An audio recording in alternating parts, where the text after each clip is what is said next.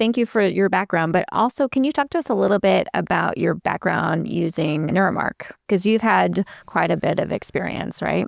Yes. So I started off 2017 when Clarifix came out. I was using that and I did some consulting with that company. And then when the Ryanair device came out, I did some consulting and speaking with them. And then the Neuromark device came out. This is a really cool device out of Galway, Ireland. And the fascinating thing about it is that it has this really cool user interface. And we'll talk more about that in the future. But I started off using it as part of their research studies, their clinical trials, and now have probably participated in 5 or 6 of their clinical trials. And I've watched the different generations develop from first to second and now third generation. And each time it gets better and better. Have you been able to go to Galway?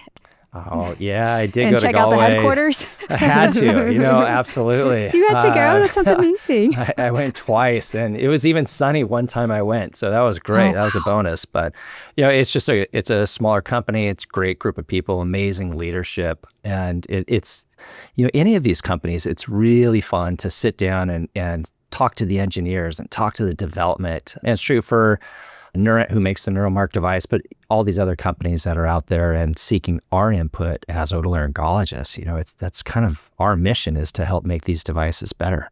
And so I guess kind of just starting at the beginning, how do patients with chronic rhinitis present in your clinic? And remind me, are you mostly seeing like rhinology patients? Yes, my practice is 100% rhinology. So no tonsils or ears whatsoever. And it's been like that for quite a while. The funny thing is, if you told me 10 years ago that I was going to be giving a podcast about chronic rhinitis and runny noses, first of all, I wouldn't have known what a podcast was. But if I did back then, I would have been like, no way. We're going to be talking about CSF leaks, sinus cancers, tumors, definitely nasal polyps.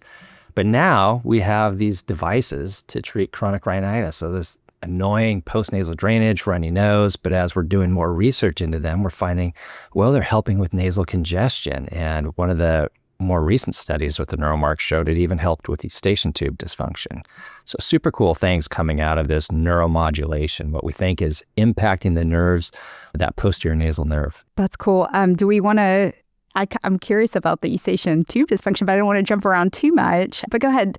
What are we finding out about eustachian tube dysfunction and chronic rhinitis and nasal nerve ablation?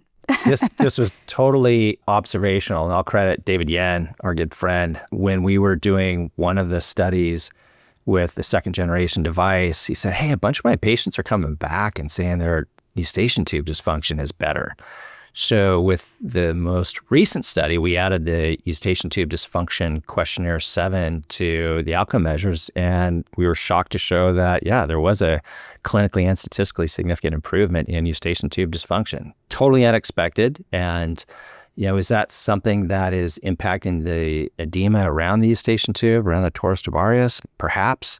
We don't really know the mechanism as of yet, but it is something that we see. Maybe more to come on that piece of it.